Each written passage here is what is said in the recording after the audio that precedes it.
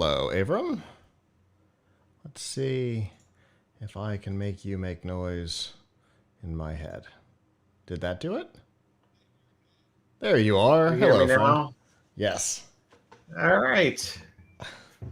All right. How's it going? I said how it was your birthday? Was it your birthday this week? yes on Tuesday. I'm sorry, I couldn't remember if it was Tuesday or Thursday. This was the big birthday for you, right? It was, yeah. Yeah. I I bought myself a present. Oh, that's great. I need to select Avram. Hey, there we go. Uh Yeah. Are you able to see it? Oh yeah. Yes, I am. You said it was coming. The HoloLens. Yes. And so for those of you who have the opportunity to be watching live, there's a game. So I bought it because of the Robo Raiders game, right? The one that they showed off when they announced the hardware. But Alante and I discovered a game called Fragments. And we thought that this game was going to be kind of like Robo Raiders, where it's like a 10-minute experience, then you put the headset down. So we turned it on, and I streamed the headset to the Xbox so Alante could watch what was happening. And next thing we knew, it had been an hour and a half, and we were only partially into the story. So it is a wild game, and we're going to stream it. Thank you, Alante. Yes, I remembered the name. It only took me a second. We're going to stream it on Twitch because it is a really cool game, and the way it just totally takes over a room and puts up fake walls and stuff, it is everything that I wanted out of an AR game. Wow, that is fantastic. And is in good shape, the one that you got, because it's not brand new, right? No, it's not brand new, but used. the retail it came with the retail box, the cardboard and all the packaging material, and even that looked pretty much untouched. This looks like they used it about as much as Kevin used his before I borrowed it for like 6 months. That's great. Yeah, it looks. I mean, there's a little bit of scuffing across like the back bits here, but not enough that it's really noticeable, and certainly not enough that it bothers me. So, for Wow, happy birthday to you. That is awesome. thank you. Yeah, and I got one of the Xbox refrigerators. Oh, an Xbox refrigerator. Yeah, the little mini fridges. I got. Oh, very nice. Those came back into stock on my birthday, so that was pretty nice too. So Alante and I went out and picked up one of those as well. Fantastic. All right, so what are we talking about tonight? I think the thing to... I don't have any great new stuff, so I thought maybe this would be a good opportunity to talk about choosing a gaming monitor, since we... I don't think we've talked about that in a while, right? No, not in a long while. A long while, if ever. So, we have some great advice there on Tom's Hardware, and I thought, especially since that's one upgrade that people can actually get right now, Right. that this would be a good time to talk. A good time to talk gaming monitors, since you're not gonna easily get a graphics card for a while. Right. All right, fantastic. And I imagine you saw everything else. Yes. By the way, did you see a story? We did a story on Tom's Hardware yesterday that seems like the kind of thing we would cover here, which is that, actually, I should say it was today. There was a Minecraft DDoS attack that left Andorra without internet. The country of Andorra. What? Yeah, I can mention that when we're on the air. But yeah, there's apparently they were doing some type of streaming thing going on. There was a Minecraft tournament, and there were eight Andorran streamers that I guess somebody didn't want to win the Minecraft. What is it? I don't even know how you have a competitive Minecraft stream. My son plays Minecraft constantly, and I have no idea how you would have a tournament of Minecraft. But anyway, I'm reading the article on the site right now. This is wild. Yeah. Squidcraft. Yeah, Squidcraft. I have no idea who Squidcraft Games are, but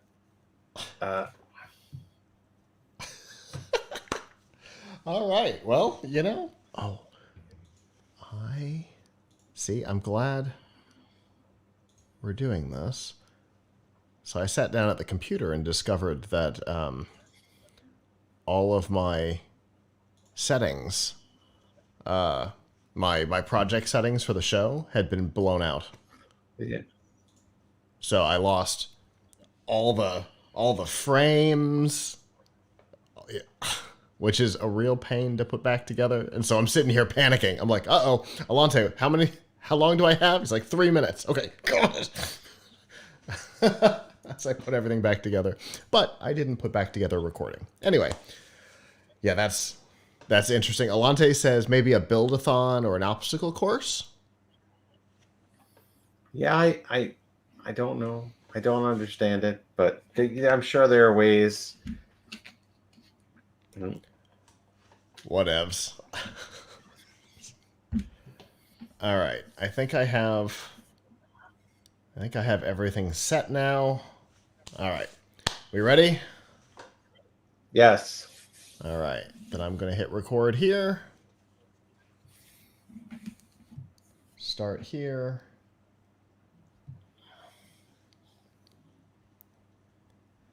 This week, Activision is getting a new home at Microsoft, the IRS is getting biometric data, and YouTube is getting a little more original. It's Sunday, January 23rd, 2021, and this is episode 616 of F5 Live Refreshing Technology, a proud part of the Tech Podcast Network. If it's tech, it's here.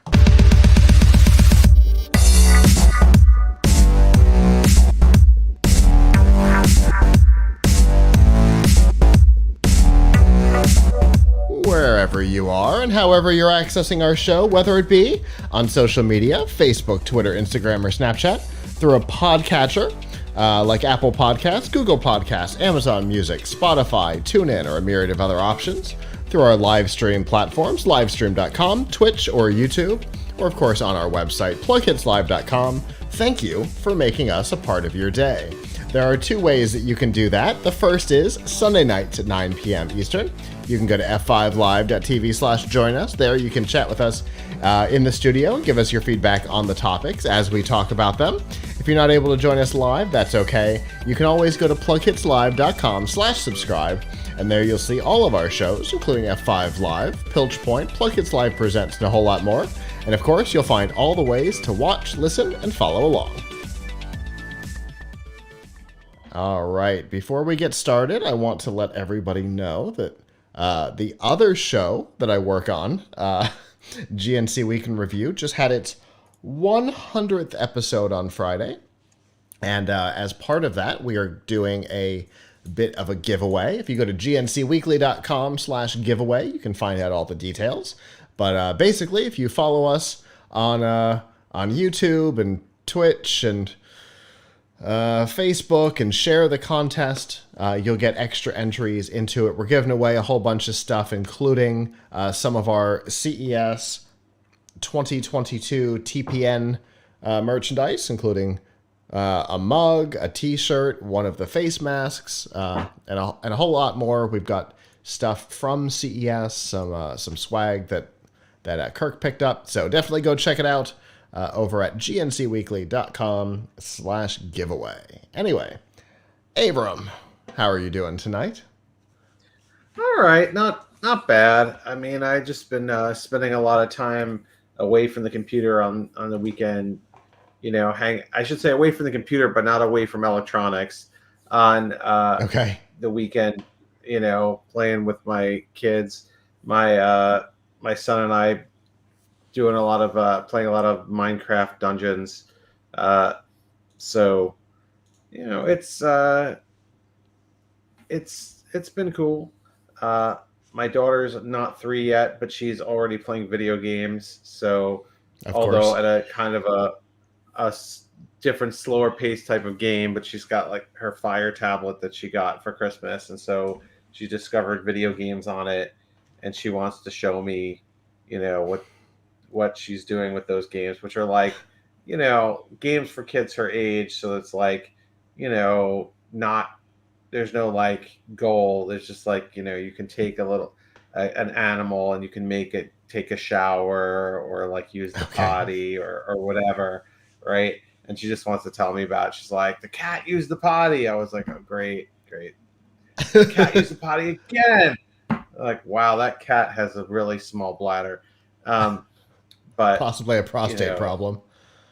Yes, possibly a prostate problem. But it's cool. I think many years ago we did a Piltch point on toddler apps, and I should probably do the research to do another one, because there's whole other level of toddler apps now than there were when my son, who's 9, was a toddler.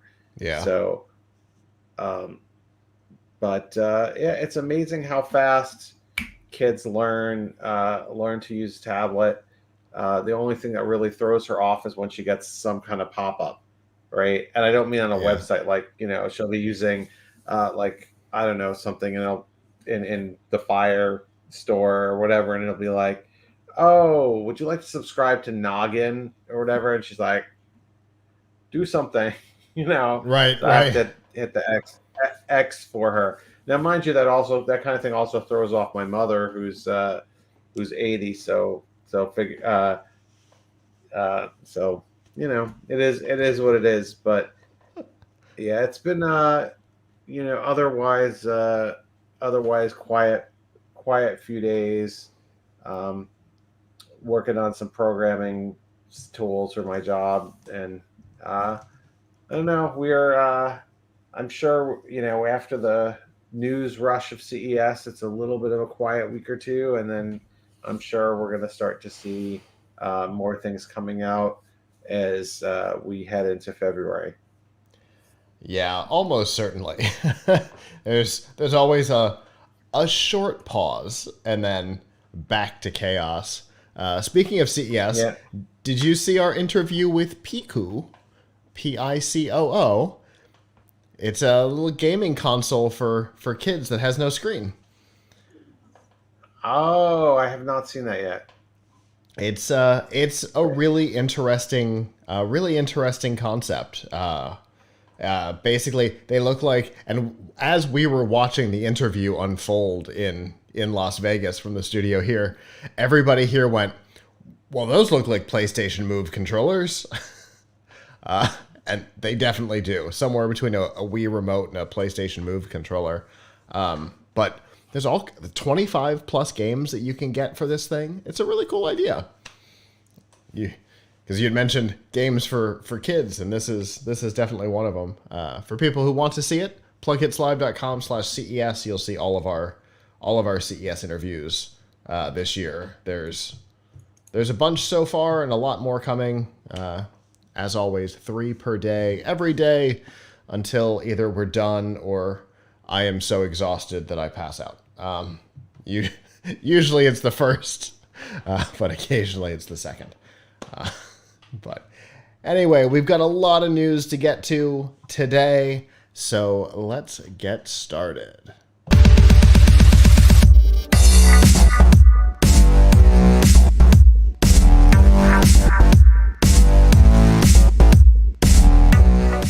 This week's Nifty Gifties and F5 Live is proudly powered by the Microsoft Store. Whether you're looking for a new laptop, a tablet, desperately seeking an Xbox, new games, and a whole lot more, you can get them at the Microsoft Store. And remember that current students, faculty, parents, and active military can save up to 10% on almost everything. And to find out what products are available, any deals that are going on, and of course, more about the discount, you can go to f5live.tv/Microsoft. All right. We have talked over the last couple of years about the growing trend towards and then backlash against facial identification. There's that company whose name I can never remember. Oh no. And it's here too, right? I know it. Clearview AI. I always get confused with Clearwire, that was the WiMAX provider. Clearview AI that the law enforcement was using.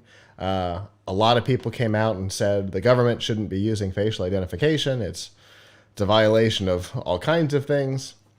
Well, for those who are looking for a fight, have I got some news for you. If you want to interact with any of the IRS systems online starting, I believe, this summer, you will have to go through a facial identification system called ID.me. Was that it? ID.me. This is a system that is used in other parts of the country. I think there are 12 states currently who use it as part of their welfare program. But this will be the first time that non-federal government employees will be required to use the ID.me system. As you might expect, there's been backlash against this because while it theoretically rolls out in the summer, there's been a lot of questions about whether it's going to be required for filing taxes, because it's going to be the IRS has said it will be required for paying taxes, but whether or not it'll be required for filing your annual reports and stuff is, to me, currently unknown. They may have clarified since I wrote this, but hopefully it won't be required for this year, and we've got some time to talk about it and not, 2.5 months. So there's a lot of concern about it. Every time somebody includes any kind of biometric thing, whether it be the fingerprint readers at Disney or facial recognition or facial identification with law enforcement, people absolutely freak out, as we've talked about, right, Avram? Yeah, I mean, the thing is, there's been a lot of identity theft and impersonation in tax filing. Haven't there been a lot of situations where folks will file their tax return before you do, and then they will change the address or something so the refund comes to them, not you? Yep. Yes, unfortunately, the most prominent ring that has been involved in this keeps coming from Tampa. But so I mean, I can see why you might want to do that. On the other hand, though, I don't understand how you couldn't spoof this. Like, I don't know, I don't understand the technology well enough, but if you're saying that you want me to be online, right? Could I not just replace the feed of my webcam with some type of photo of the face of the person I want to impersonate? Absolutely, because whatever you guys are seeing on the stream right now, if you're watching live, I can do all of this as a webcam. I can convince my computer that the whole show is a webcam. Right. So I can So feed could anything to this ID Me company as a webcam feed. right. So I'd like to see some proof that it's that they're making sure that I don't. I mean, I bet you it can be spoofed, right? Like, how are they going to prove that you're doing a live webcam view of your face versus versus just any video or still that you got of the person that you want to impersonate. Right. So I don't like. Unless you're going to be playing I Simon don't- Says. Put your right hand up. right. Put That's a your- new captcha for that's a new captcha for you, right? I mean, It's a lot of the dating sites, the way they do profile verification to get the little blue check mark on your profile is they say, all right, you have to put your right hand on top of your head and your left, touch your nose with your left hand and take a picture. Now, taking the picture is the complicated part, but that's legitimately how the dating profiles do verification. Interesting. I mean it's difficult, right? Because if somebody really wants to spoof something, they can. And I mean the incentive for an individual to, I don't know, spoof their identity, to go through extraordinary stuff to spoof their identity for a dating site probably isn't as great as to run a ring where they're going to like get people's tax returns sent to them. So I mean, if there's money behind it, which there is, you know that folks are going to figure out a way to fool this, which means that it's useless. Absolutely. So I don't. It's a lot of work for possibly little return. As we know, we had a whole segment a couple of weeks ago at the end of last year about the dating app scams that are going on. And the thing I can tell you is all of the profiles that we have encountered, that we have interacted with, and I've been talking with more people. I believe there's somebody in chat right now who also has been interacting with these people. They're almost always verified profiles. Right. So, I mean, I understand the need, why they would want to have a higher level of security, but I'd like to have some be convinced that this actually works. Yeah. Because it sounds like something that would be fairly easy to spoof. I mean, haven't people spoofed Windows Hello by holding a photo to it or something like that? I mean, I guess that's why you need an IR camera, but at least there it's built into the OS. So the OS, it's probably harder to fool the OS than it is to fool a website. Right. Because you could easily do something to your browser to fool the browser or to fool the website. There's several layers of abstraction between your camera and the website versus Windows Hello. There's no layers of abstraction. It's just the webcam and the operating system. Right. Like, I don't know how you would program Windows Hello to use something that's not a real webcam, to use, a fake feed. But your browser, I'm sure you can. So yeah, it's, I don't know. I'd like to see an explanation for why for how this would actually help, because if you're only eliminating the most obvious suspects, but you're not, because I mean, I don't know what the stated purpose of this is, but the stated purpose is dealing with people filing fraudulent returns. Right. Then folks, which it is, criminals who are doing these types of frauds will easily figure out a workaround. Right. So it seems like this only clears the lowest of the low-hanging fruit. The guy who's going to try and file his ex-girlfriend's tax return and steal her $400 return. This is not the rings of people who manage to get every retiree in a retirement home complex in one swoop. Right. Yeah, exactly. So also what I'd like to know is how they're going to know that it's like, I mean, I don't know. I'm not very familiar with ID Me. So how does ID Me know that you are who you say you are when you first set it up? So you have to include. That's a good question. You have to include. You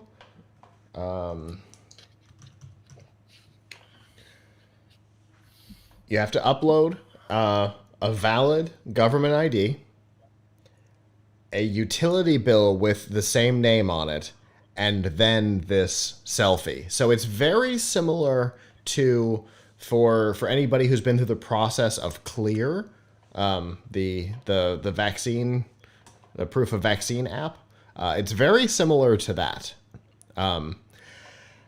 And for all we know, just as difficult to do, because I can tell you, I never got it to work and I gave up, especially since we canceled on CES. I was chatting with their support and everything. I never got it to work. Alante got it to work first try. But then, so other organizations use a similar process. Uber is a good example. Uber drivers have to do this thing where you have to line your head up in the little bubble just right to take a picture that's then somehow compared with the ID, the driver's license that you submitted, which is also connected with the insurance, the car insurance that you have. So there's your 3 points, just like this, right? Except it's car insurance instead of any utility bill. And it is complicated for techies to be able to accomplish. Because it's like, no, that doesn't look like a person, try again. and Alante saying in the chat, every couple of days when you're driving, you have to go through this process of re-verifying that you're a human being and that you are the same human being. It's fascinating and horrible because it really doesn't work well. And so, even if this works perfectly, which of course it won't, because it's been contracted by the government, but let's assume that it works flawlessly every time. There are still going to be people who can't make it work. And we all know that, right? Your mother gets thrown off by pop-ups in the App Store. But she wouldn't be logging onto the IRS website anyway. Right, but my mom might if she's filing taxes online, and I guarantee she'll be stumbled in the same place. And that's not going to be great. Yeah, well, here's an interesting question. Like, when I use an accountant to do my taxes, they file the taxes online while we're there, right? After we're done. Would this then prevent an accountant from filing? No, your accountant should have different access.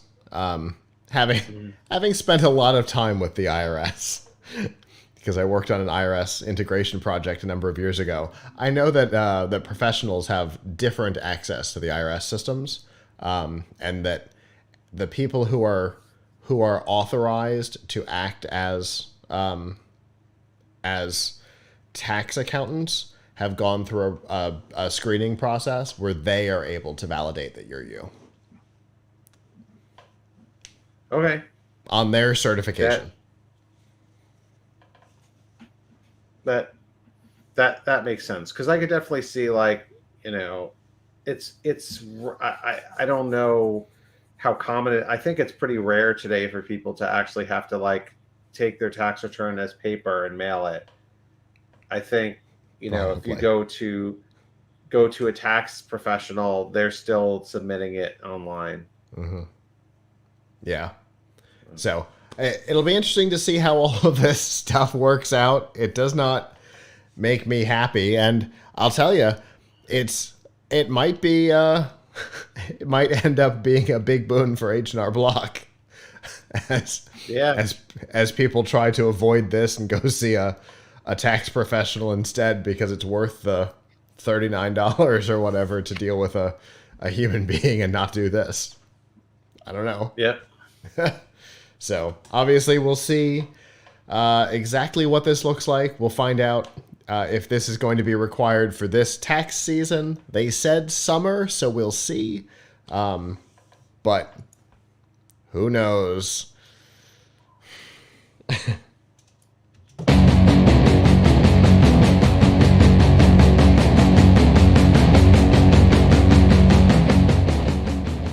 This week's Piltch Point with Avram Piltch is proudly powered by PureVPN. The best way to protect your privacy online is with PureVPN. You can hide your online activities, say goodbye to regional restrictions, and improve your streaming quality. Plus, it's available for almost all of your devices. And you can get a special price and a 31-day money-back guarantee right now by going to piltchpoint.live/PureVPN. All right. What have you got for us tonight, Avram? So I wanted to talk briefly about choosing a gaming monitor, upgrading your monitor, because that's an upgrade that people can actually get in early 2022, and it will change your game, literally and figuratively speaking, because a lot of the other things that you want to do for your computer, for your computer setup, you may have trouble affording or getting, right? Like getting a new graphics card has been a nightmare for about 2 years now. There are some signs that it could get better in a few months, but for now, pretty difficult. You can get a new CPU, you can get new SSD, you can get a lot of other stuff, but without the graphics card, it is difficult to really upgrade your performance, particularly if you're interested at all in gaming. But what you can get and what you can do is that you can get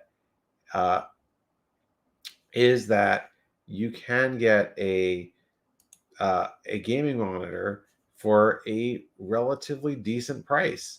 So I wanted to talk really briefly about some of the things that you need to look for. And I will just show here that we have some resources on Tom's Hardware. So I will share my screen for a second. Oops, the wrong button there. So if we look over here, so we have a list of the best gaming monitors. We also have a list of the best 4K gaming monitors. So the first question, of course, is, do you need a gaming monitor? Only if you are playing games at over 60 frames per second. But a lot of people want to play games at over 60 frames per second.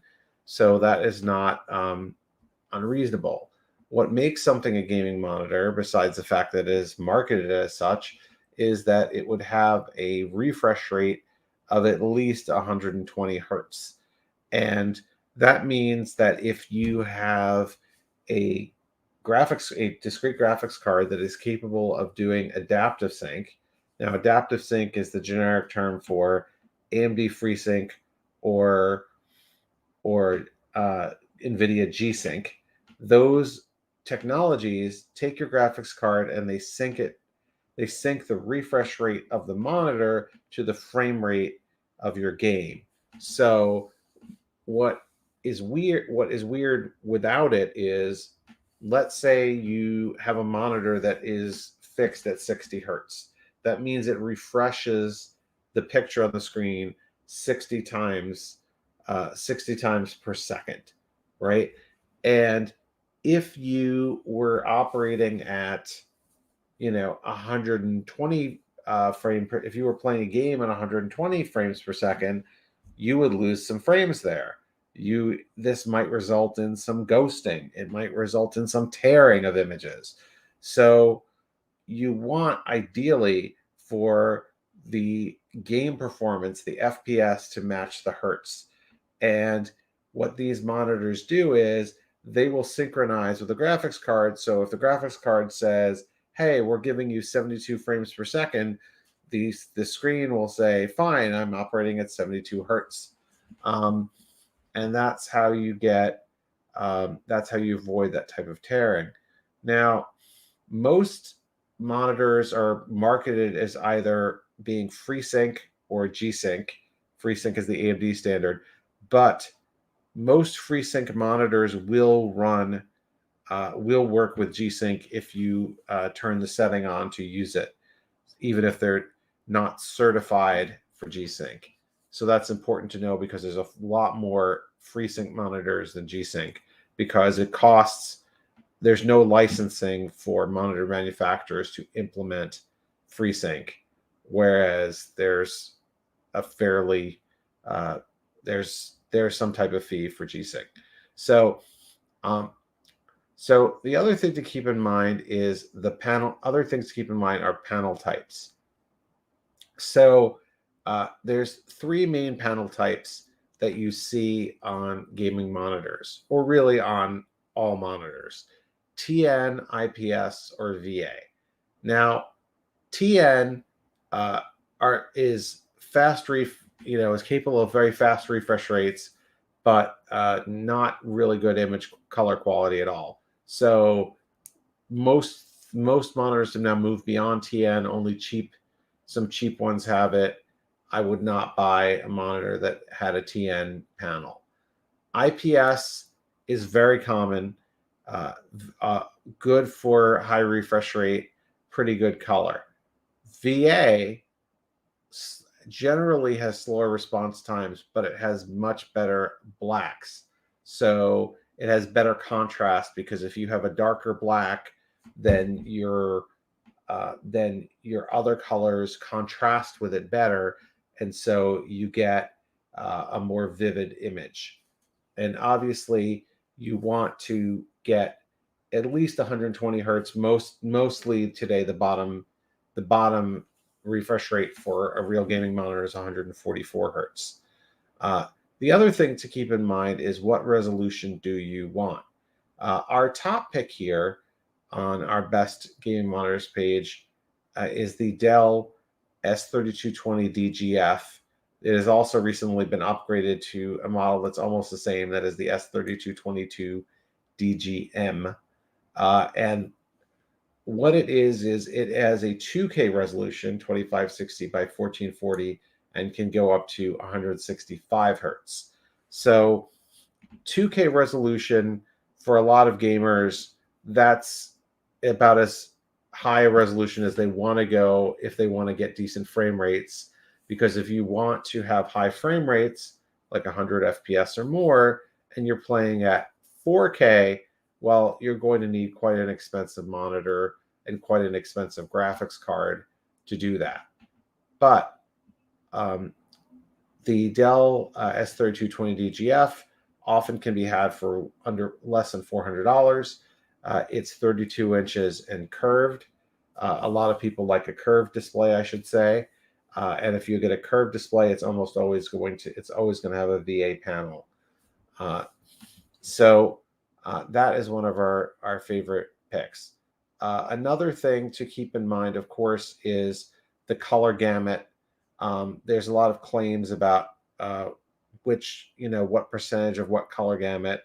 DCI-P3 is the wider color gamut that most monitors support. Obviously, the closer to 100% you can get is going to give you more vibrant color.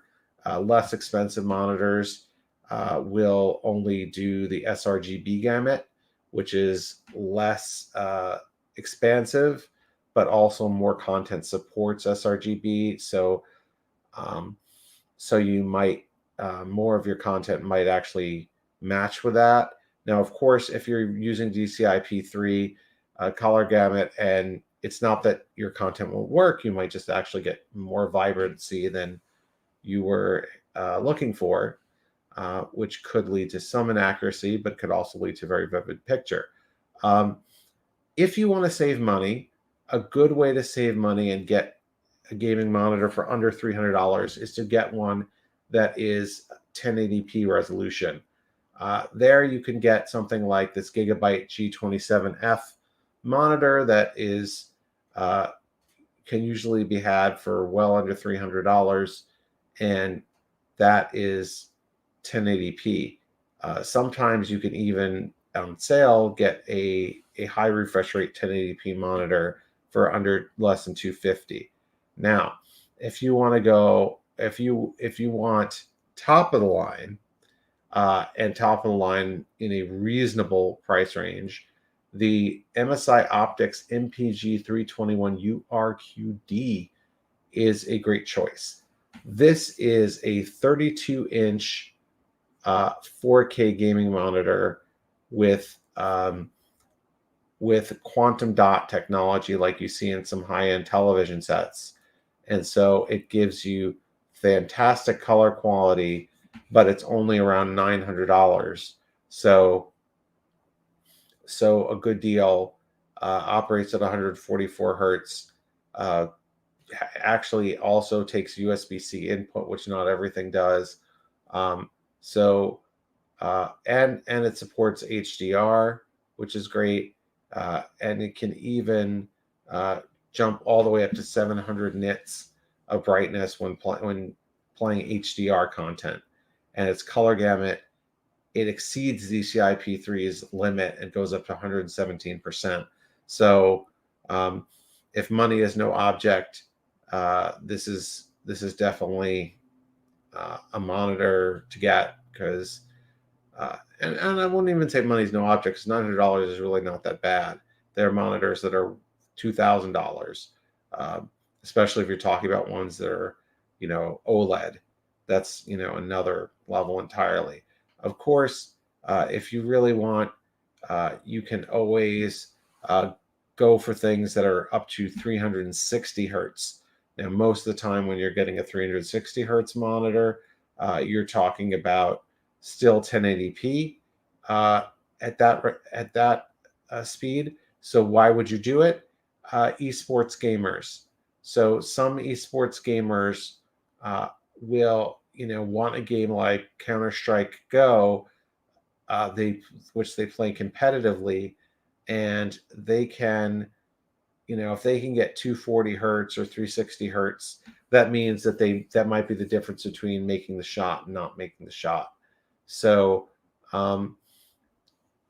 there's a lot of opportunity here to really upgrade your performance, get something which will provide you with higher resolution, better color, better refresh rates, maybe even some features you don't have, like USB ports on your next gaming monitor, and that that could really change how you experience your system. And not that long ago, when we would talk about a gaming monitor, the prices were up there, and you had a couple options in there that were, in fairly regular monitor range, which was pretty impressive.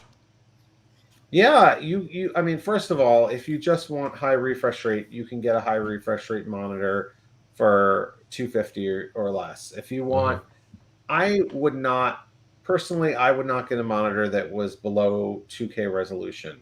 I think the sweet spot right now for price and performance for a gaming monitor is to get a 2K, as in 2560 by 1440 resolution monitor that operates at 165 hertz or 144 hertz or higher. That is the sweet spot in terms of price of performance. Now, we were talking about gaming monitors. If you want a productivity monitor, then by all means, it's reasonable to get a 4K monitor that operates at 60 or 75 hertz and use that. So, and those, you can easily now get a 4K 27 or 28-inch monitor for about $350, maybe less. Of course, if you want really good color, you might be spending $400 or $500. You might be spending $500. So it really depends what your needs are, but obviously you can really change your experience by changing your screen. It is something that, like, I think people hold on to their monitors for a long time because they don't break that often, right? So, and they continue to work with newer and newer computers. So here I have 4 monitors today, and I have my top 2 monitors here are older than my son, right? That's how old they are. They're older than my 9-year-old, but they still work fine. So up until last year, I was using them because they worked fine. Why would you get rid of something that works fine? Every time you get a new computer, the same monitor would work fine. But eventually you say, what if I could change the experience? The thing that I'm looking at the most, that I'm interacting with the most, is my monitor. Right. If you, those who tuned in last week know that your monitor could also be catching your coughs and sneezes. But anyway, it's very intimate with you, your monitor. So anyway, I had forgotten about that in the conscious part of my mind until just now. Now, none of the monitors I named claim to suck up your snot, so I should. It's an important disclaimer. Yes, that is not on the VA panel or the IPS panel. But I'm not. But given that you probably don't want to be sneezing on your monitor, your best bet is to look for something with really good color quality, good resolution, and high refresh rate. Yeah, and it sounds like there are some great options in there. I think everybody knows that my setup is in mission control is a little old. The 4 main monitors that I have, we bought when Sumo was pretty early in its days, so we're talking probably 12 years old. And I've been looking at possibly updating them, and obviously Tom's Hardware is the place that I always look to figure out what I'm looking for. Now, one thing I will say is, if you are doing a 4 monitor layout as I have here, I wouldn't go for curved monitor in those cases, because I feel like, and I haven't tried this, but I feel like it would be weird, because the monitors are kind of curving in, so putting them next to each other probably isn't a great user experience. Yes. Have you tried that at all? It seems like a bad idea. Yeah. So anytime you have one of those immersive gaming racing chair things, it's always 3 curved monitors. And if you look at if you turn and just look at 2 of them, they're behind you. With the 3, they're literally even leaning back. Even with 3, they're behind you. So yeah, 2, you're catching stuff literally out of your peripheral vision. It's real weird. I don't like it. Yeah, I mean, I don't know. I think a lot of these gaming monitors are not designed to be used in a multi-monitor setup, or if they are, it's not meant that you get two of the same. Right. Maybe you'd have your gaming monitor, and then you'd have your non-gaming secondary, tertiary monitors. The thing that I've been seeing a lot lately, and something that I'm starting to understand more and more, for in here, obviously I have you here, and then I have chat over here. A lot of people are getting the ultra wide curved monitors and turning them 90 degrees. And putting them to the side and having chat on one of those ultra wide monitors, and boy, I can tell you, during CES, I wished that this was sideways. In portrait mode. Yeah. Huh. That's an interesting idea. I wished that's what I had during CES, because chat was moving so quick during CES this year that I'm losing stuff as we're talking about it. It's scrolling right off the well, in this case, the bottom of the screen, because our chat works different, But it's literally just disappearing off the bottom of the screen. I'm like, no, I was going to quote that person. Well, now I've got to go grab it on another screen real quick. So I kind of like that idea, especially in here. I want to turn that one 90 degrees and then get an ultra wide for it eventually. Well, what I want is that Samsung Arc monitor that we saw. I shouldn't say we saw that was at CES, and that our freelancer Benjamin saw at CES. The Samsung Arc monitor. Yes, indeed. But I'd also like Samsung's The Wall. So, Yeah. That would make for a really easy backdrop, wouldn't it? Anyway, obviously you were showing off the resources. How can people see them for themselves?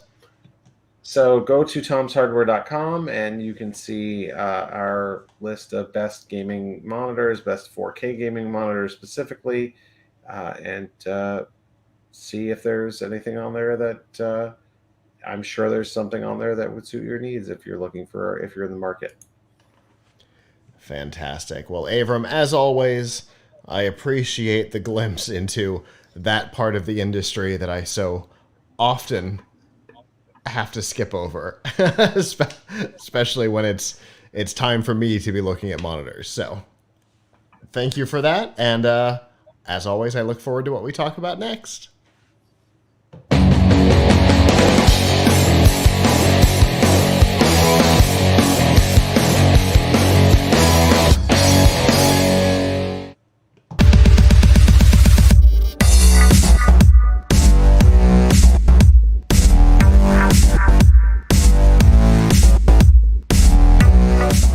This week's Extra Life on F5 Live is proudly powered by Loot Crate. Whether you're a gamer, anime fan, or pop culture aficionado, Loot Crate has got a crate for you. They curate a bundle of collectibles, apparel, figures, and more that you can't find anywhere else. Crates get delivered to your door.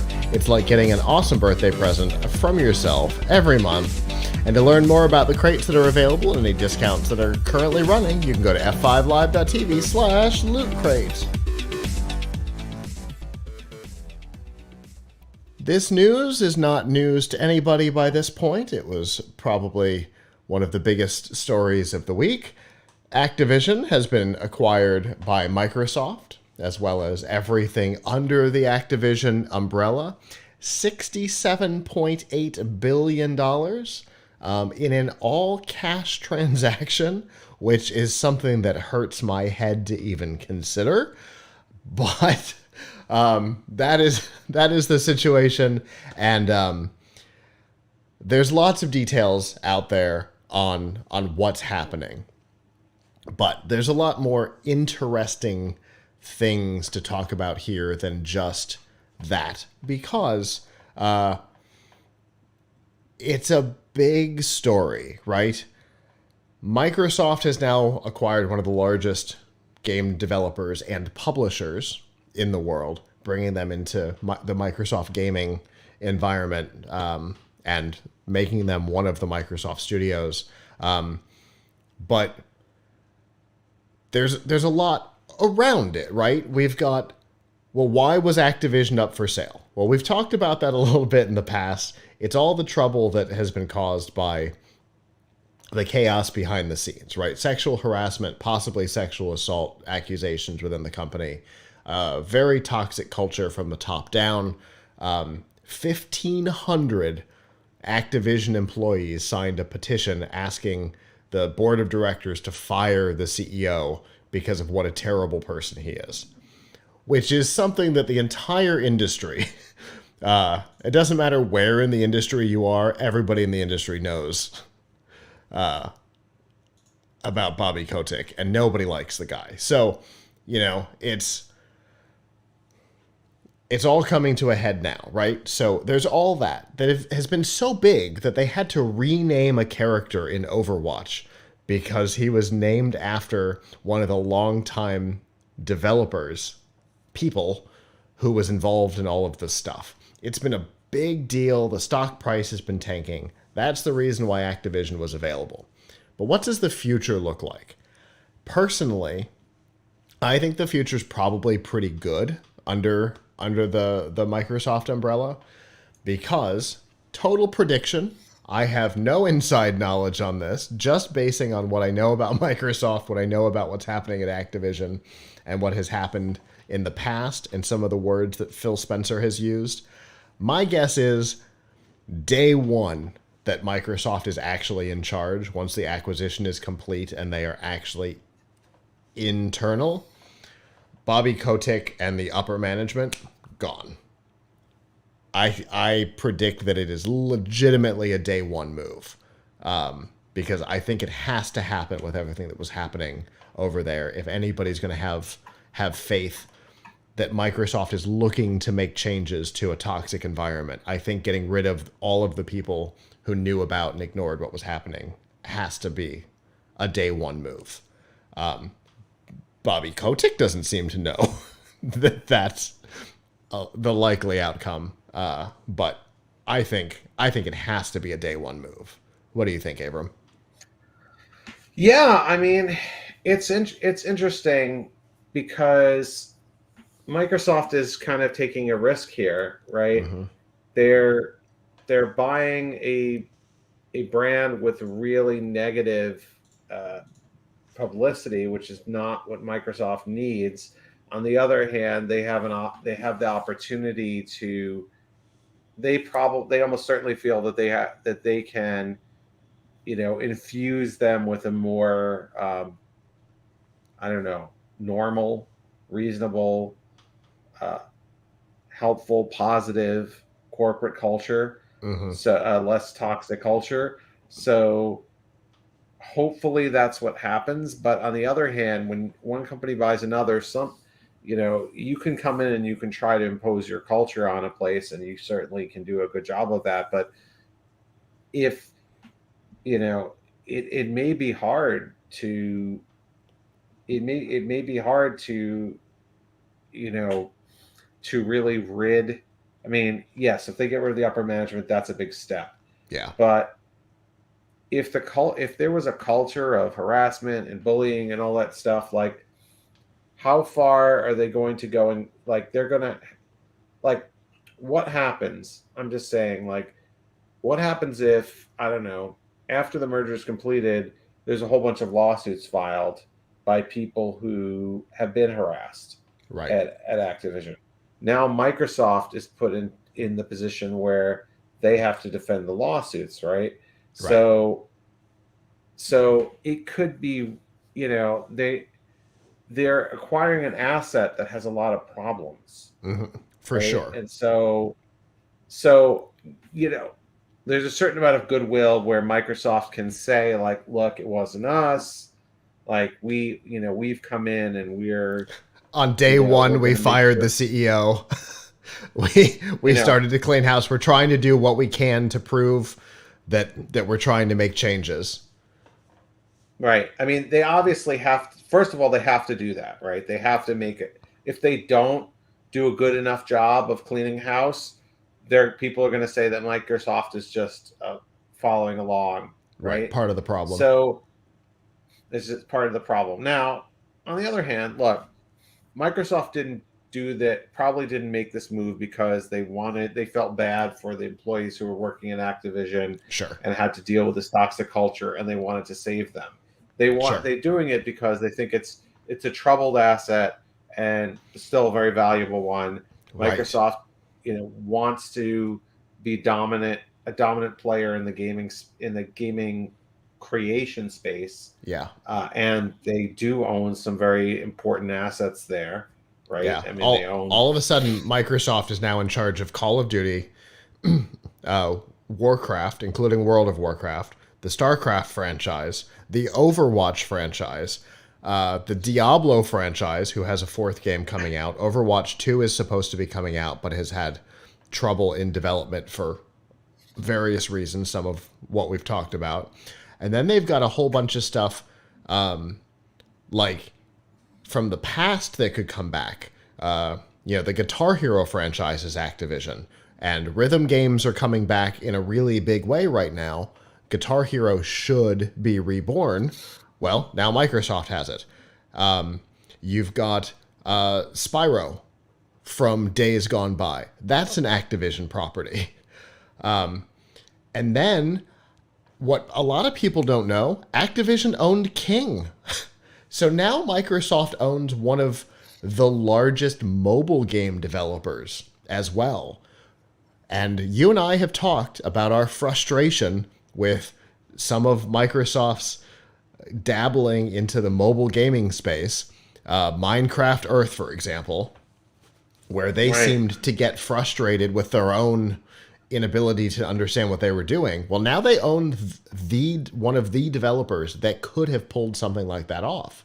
So things like Gears Pop, which was a fun game, Minecraft Earth, these types of things are way more possible now that they own King than they ever were, hoping that Mahjong, I know that's not the name of the company, but I can never come up with it. The Minecraft developer, way more than hoping that they're going to, having King work on something is way better than trying to teach a studio new technology. So all of a sudden, now they've got all this stuff under their belt with one purchase.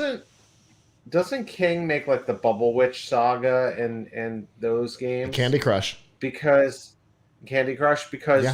Microsoft Windows usually comes with some of that some of those games preloaded, much to my chagrin.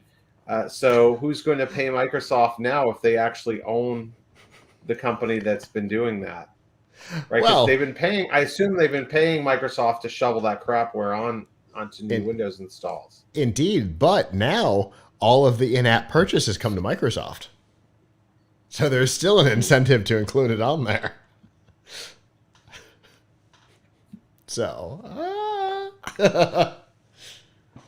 but yeah, I think there's a lot here. And when you start talking about, and I hate the term, but I'm going to use it because it's popular right now, the metaverse, whatever. When you start talking about, stuff like that, now Microsoft also has a lot of properties that can be highly profiled in the virtual world as well. Sure, they had some big things, Gears and Halo in particular, but then all the Bethesda stuff behind the scenes. But now with Activision, I mean, come on, they're dominant. Yep. So, I mean, this really puts Microsoft in a very strong position in the gaming space. Yes, and it's starting to. It's interesting. It's starting to push a lot of PC gaming again, and the PC gaming space has blown up, and now with Microsoft. So you've got Microsoft in charge of Activision. Soon, let's just say that it already is. So Microsoft in charge of Activision, Bethesda.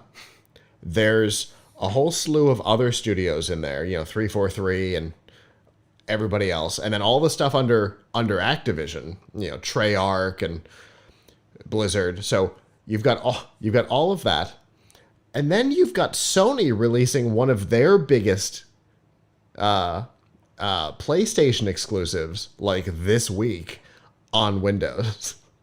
All of a sudden, PC gaming is becoming super important again when, so much of the industry had shifted console side. Now we're starting to see it shift back. Once again, Game Pass becomes even more the best deal in gaming with Activision coming in-house and EA Play being part of it. I mean, Microsoft is the place to be for gaming right now. Now, if only they could make video cards be available. Well, one step at a time. I have a card for my brother on order that has been on order forever through us, and I don't know that it's ever going to ship. because even our shipments are getting delayed, which is killing me. So, but hopefully we'll start seeing some of that free up in the future, because we really need video cards. But at least we got games. We got games to play.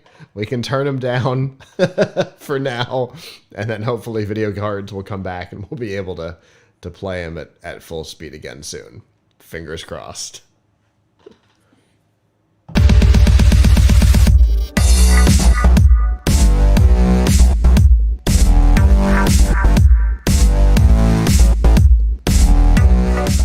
This week's news from the tubes and F5 Live is proudly powered by Malwarebytes. Whether you're on a PC, a Mac, or a mobile device, Malwarebytes Premium is the company's strongest protection ever. It fights threats the traditional antivirus software can't stop, and it actively blocks threats like dialers, rootkits, exploits, bots, and a whole lot more.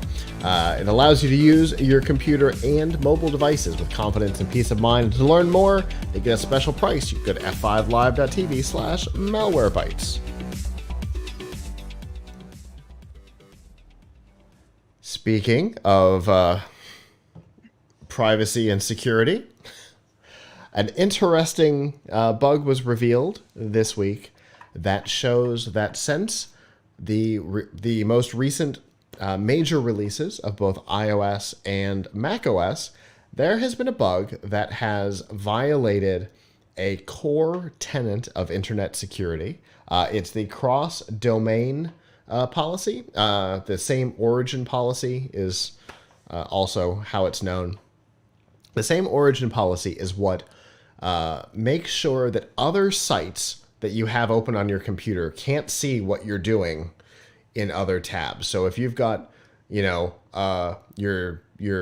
email open in one tab and, I don't know, Facebook open in the other, Facebook can't read your email, right? That's important. It's an essential part of security, because what if it's not Facebook? What if it's a site that has an ad, a malicious ad, which we've seen many times before, right? Running in an iframe. That iframe can't access the content of the page that has loaded it. It is annoying under some circumstances, but it's an essential part of internet security today. Well, Safari has not been obeying that on iOS, iPad OS, and Mac OS since their major version releases a few months ago. The primary issue is that Windows can poll each other for databases. So there's a database that exists within your browser so that websites can store small bits of information for faster future retrieval and things like that. And normally, when you poll how many databases there are, it only gives you back the names, the quantity and names of the databases that you have created. So Facebook can only find out what databases Facebook has created in your browser, not the ones that Google has created. Well, not the case here. When you poll, you actually get the names of all of the databases in the system. Now, that may or may not be a problem, because if it's Facebook and they only have one, I don't know if they do, but maybe they just call their database Facebook. No big deal. But Google, on the other hand, because you can have multiple Google sessions open at once, right? You can have one tab open with your primary Gmail and one open with your work Gmail. The databases are named, I think, Google dash and then your account unique identifier. Oh, well, now other sites, including malicious sites, can find essentially what is your tracking ID for your Google account. And now they have access to do other things. Now, has this been exploited? We don't know. And what can they do with that particular information? Some stuff based on some public APIs. There is some information that can be polled using that identifier. But I guarantee Google's not the only one that's naming a database this way, that has identifiable information in the database name. So this needs to be fixed.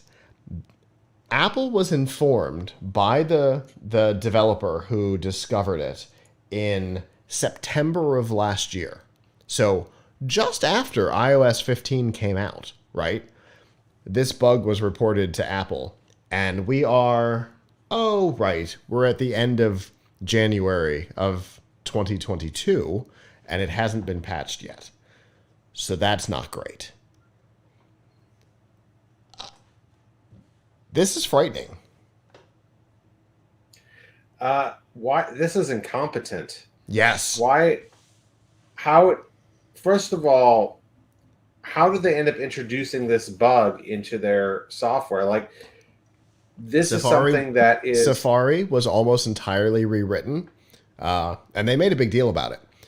Safari was almost entirely rewritten except for the rendering engine, coming into iOS 15 and Mac OS, whatever version this is now, some mountain in California probably. It was completely rewritten. They made a big deal about it. And so with a rewrite, you're going to introduce new issues, and they definitely introduced a new issue here. I mean, it's not quite as bad as the issue they had for a number of years that they didn't know about, where they were ignoring SSL. But it's pretty bad. So I don't understand. Apple has a lot of money. Do they not pay somebody, or either have a team internally or pay an external firm or somebody to security audit their browser? Wouldn't you think? I mean, I don't know. It just seems like something basic unit testing. Basic unit testing. This is stuff that a first year developer, first year in unit testing, would know to do, is to build tests around this, because this is going to be a big hole. If this goes wrong, bad things happen. So does Apple not do any unit testing? Are they still in the 90s in their development methods? It sounds like they kind of assumed that, hey, this is something that is always been part of or long been part of browsers, so we're not going to test for it because it just ought to work, right? Right. But that's foolish. But that's right. I mean, I assume, right, I have no idea how it actually goes inside of Google or whatever, but they come out with new Chrome versions all the time. Mm-hmm. Like, what are we up to now? 95, 96, something like that? Yeah, somewhere in there. Right? They're constantly coming out with new versions, but the differences between one version and another are usually fairly small. So I don't know if when they're going from version 95 to 96, somebody goes in there and says, hey, let's check and make sure that it still renders the paragraph tag correctly. Like, maybe it's just assumed that, like, hey, if it worked before and we haven't messed with anything, it should still work. But on the other hand, here's something where Apple rewrote large sections of the browser. Right. They shouldn't have assumed that everything would just work. That's what regression testing is. is you run tests to go back, and you should be doing regression testing both by people and by tools to go back and make sure that things that used to work continue to work. Yep. So, I mean, that is messed up. And I could understand how it would happen to me if I was updating a browser extension I was working on. Sure. But I can't understand how it would happen to Apple, who probably has, I don't know how many people working on Safari. So A lot. But apparently no QA. So, and then someone points it out to them and they can't be bothered to fix it. They should be embarrassed. This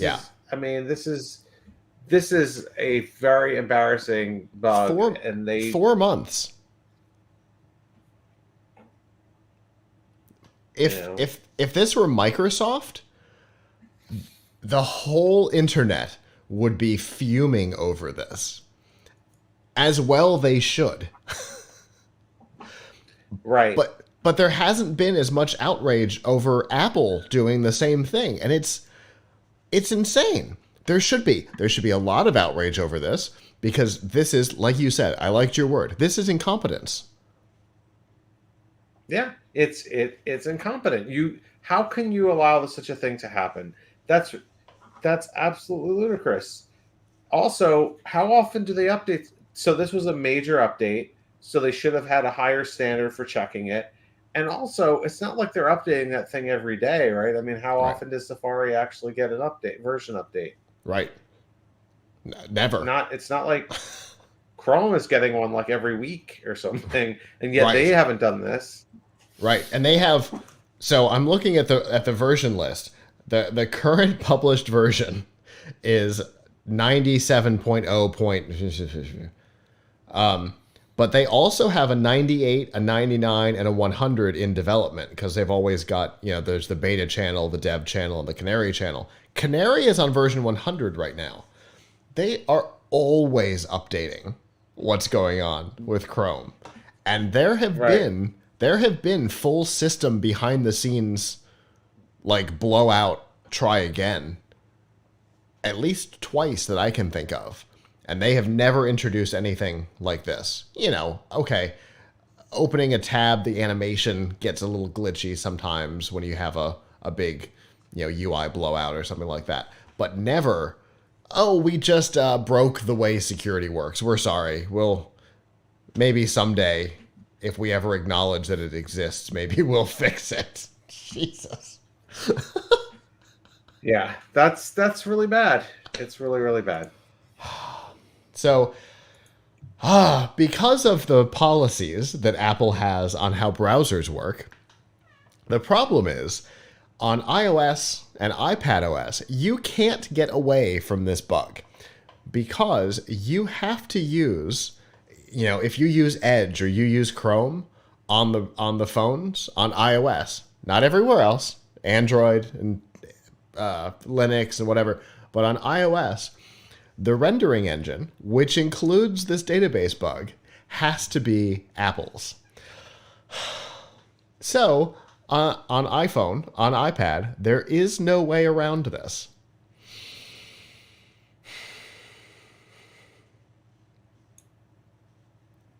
Once again, proof that a wholly closed, tightly controlled ecosystem can only cause problems.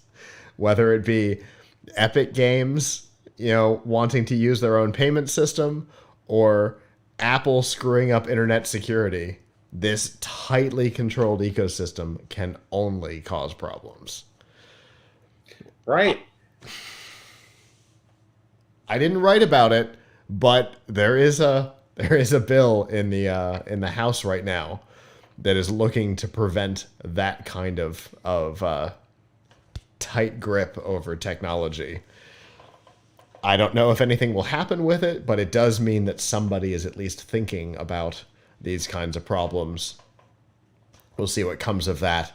But here is a great example of why we need the ability to have multiple rendering engines for browsers on iOS, so that people can go, oh, Safari might be allowing people to steal my information. Whoop, I'm going over to Chrome. I'm going over to Edge. I'm out of here. Yeah. So. Yeah. We'll see if this gets updated. If it does, we will update you. Who knows, though?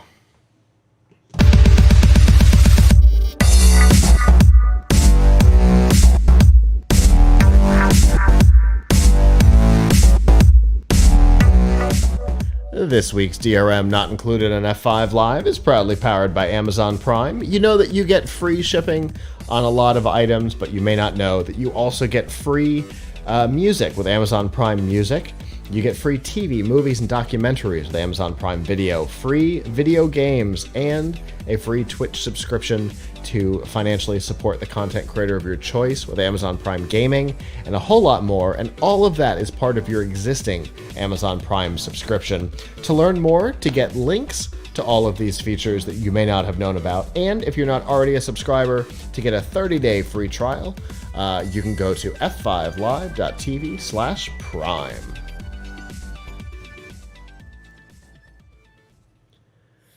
Speaking of content creators, YouTube has been one of the primary places for content creators for a long time. Obviously, Twitch has become, as we are here on both YouTube and Twitch right now, if you're watching live, Twitch has become a big place for content creators, but that's mostly for live. Facebook has some interaction. Some people succeed over there, but it's really been about YouTube. But Google's messaging on their relationship with content creators has been confusing for a while. We've talked about a number of issues that have popped up over the years. A new one is happening right now in the reliability of statistics, but I'm not going to get into that today because we're dealing with it ourselves. But one of the things that has really sent a mixed message was that it seemed that YouTube was trying to compete with its own content creators with their YouTube Originals programming. Whether it be, smaller style game show programs or big budget projects like the first season of Cobra Kai, YouTube has put a lot of weight behind their YouTube Originals, despite the fact that the general reception has been disinterest. People generally have not cared about the stuff under the YouTube Originals as much as YouTube had hoped. In fact, even Cobra Kai didn't really catch on until it moved over to Netflix. Because of that, YouTube has announced that YouTube Originals is no more. The division has been cleared. We saw this coming a little bit when the head of the division left a couple of months ago. But now the division is no more. There are two categories under what was YouTube Originals that will stick around. Those are YouTube Kids and Black Voices. But all of the other YouTube Originals are hereby ended. And the company said that they're doing this because they feel like their resources have been spread too thin and that they have not been giving attention to the content creators as they deserve, which I agree. They definitely have not. And so if this does help with, YouTube focusing back on what made it, right? I think this will be good for content creators. I think this will be good for media viewers because YouTube doesn't need to be Netflix. We don't need another Netflix because we have Hulu, we have Amazon Prime, we've got, Right. Disney Plus, we've got Paramount Plus, we've got HBO Max, we've got plenty of other services. We don't need YouTube also trying to be Netflix. Be the best thing that YouTube is. So I think this is a great move for content creators and for YouTube. Well, I'd like to know what the move is as far as how they're going to help content creators. Agreed. What does 100% that agreed. mean? I mean, are they going to give them more money? Are they going to send them better cameras or something? Like what are they going to do to help content creators? Because it sounds to me more like they just have a division that wasn't performing and so they're killing it. I don't know if that's going to help the content creators in any tangible way. Yeah, I definitely agree on all of that. I will tell you what I would like to see out of them. I would like to see YouTube start putting more effort into their back-end services. There is an issue with statistics where, a video will have high views and then all of a sudden it doesn't. All week we've been watching our videos view count go down instead of up. We had 3 videos earlier this week lose 95% of their views overnight. Lose. So did people unwatch a video? Yeah, I mean, there's obviously there's always issues like that, which is a real problem. But the question is, does canceling YouTube originals do anything? I'm guessing that it just all goes straight to the bottom line. It was probably losing money, and so Yeah. they said, what's the point of this? I mean, you're right though that YouTube had somewhat of an identity problem, or rather, there's the identity that YouTube really has, and then there's the identity that probably someone at Google thought they should have. Yes. Hey, this is such a well-known brand. We should be turning it into another Netflix or something. Hmm. But YouTube is the center for user submitted content, Yes. right? Now, Absolutely. what what what I think Google should do with YouTube, but far be it from them to listen to me, is provide more and better ways for creators to monetize their content, Yes. and provide more and better ways for people to use and provide ways for people to use the YouTube tool set outside of YouTube. So like it would be, I don't think right now there's any way to have a private label YouTube, right? No. Like like at a lot of companies use other tool that want to say like they want to have their own video where they can sell the ads into it and things like that, will use other tools that are not as intuitive, not as strong as YouTube. And so as YouTube is, wouldn't it be great if just as you can get Google Apps for your domain, you Right. could get YouTube for your domain, and hey, you know, you can sell your own ads into it, you could do your own stuff, whatever, but you can use the uploaders and the website and the web servers that they have for hosting and all the tools they have for embedded, for online editing of your video and Wow. putting stuff on it or whatever. Like, why can't they have a YouTube, like YouTube for your domain type of thing? Yeah. Wow. That's a great idea.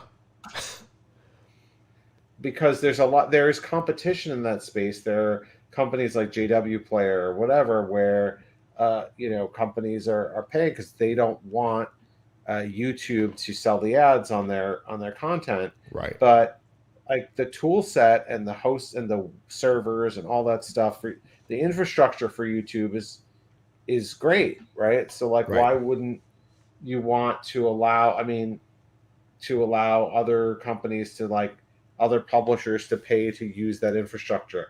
I mean, but that again, nothing to do with YouTube Originals, because YouTube Right. Originals, I think it was just something that wasn't earning money. Period. Yeah, I agree completely. But now that they have freed up resources, both human and financial capital, right? Maybe we can see them start working on things that actually make sense. But I mean, the hardest thing for it is for all the issues that we've seen with folks getting copyright strikes and things like that, or maybe it too easily getting penalized or whatever, all that type of stuff. Like, Yeah. maybe they should invest in making things a little bit more friendly for the creators, The on YouTube, because the review process, the challenge process for a strike, that would be great. right, like, Or getting information about why you received a strike. Just that yeah, would be nice. fix all of that, because YouTube has behaved like very much like a monopoly in that they really don't treat the creators Yeah. very well. They're more than happy to give you strikes or whatever. And so, but on the other hand, there's not a lot of really good competition out there. Like, where do you go if you're not if you're banned from YouTube, or if you're not making the money you want on YouTube. Yep. YouTube is, Twitch and Facebook. If you're game streaming, it's Twitch, maybe it's Facebook or whatever, but like there's no real competition there. So yeah, YouTube is in a great position if only they could, make sure that they're really taking care of their creators and providing more opportunities for them to earn. And the other thing that YouTube could try to be a little bit more is it could act a little bit more like a social network, because in effect YouTube is a social network, right? I mean, you have profiles on there, people leave comments, there's videos. Like, Google has basically decided a while ago that they can't do social networking, right? Like they tried with Google Plus, they failed, but like here's an area where they have great success. YouTube, they have a dominant property, and it is a social property. So like maybe they should find a way to actually make it more palatable, like make it, I don't know, more successful as a social network. Yeah, I agree. They've added some stuff like posts, but it would be great if. So one of the things that Facebook has the ability to do is to share ownership of a video. So we do it with our CES content, right? So we'll post the video as a premiere on, say, Monday on the PLUGHITZ Live Facebook page. And then on Tuesday, we'll post it not as a premiere, just as a video on F5 Live. And then on Wednesday, we'll post it just as a video on the Piltch Facebook page or something like that. But all three, if, let's say, you're an admin on the Piltch Facebook page, right? So you can actually go in and you can see all of the stats for that video, whether they came from PLUGHITZ Live, F5 Live, or Piltch. You can actually see the stats across all three platforms. Why does the video site not have that? Why can I not share a video as if it's mine? Like for GNC Week in Review, I would love for PLUGHITZ Live to be able to share that video, but to have the stats be available. Nope. Facebook's got it figured out. YouTube, nothing. Yeah, I mean, they really could. There's a lot that they could do, even though they really do have a very strong platform technologically. So, yeah, I mean, it would be nice to see them do all these things. I don't think that this move is going to change anything except for the fact that, once again, Google is dropping something that was unsuccessful. Right. What, Google dropping a project? No, they've never done that before. Oh, no, wait. We have a tag in our system specifically for that.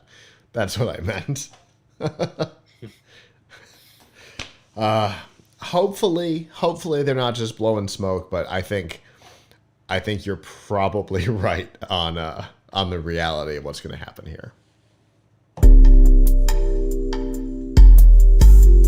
Well, that is our show. Thank you to those of you who joined us live. We always appreciate it. If you didn't and would like to in the future, Sunday nights, 9 p.m. Eastern, you can go to f5live.tv/join us, chat with us in the studio, give us your feedback. Thank you to chat tonight.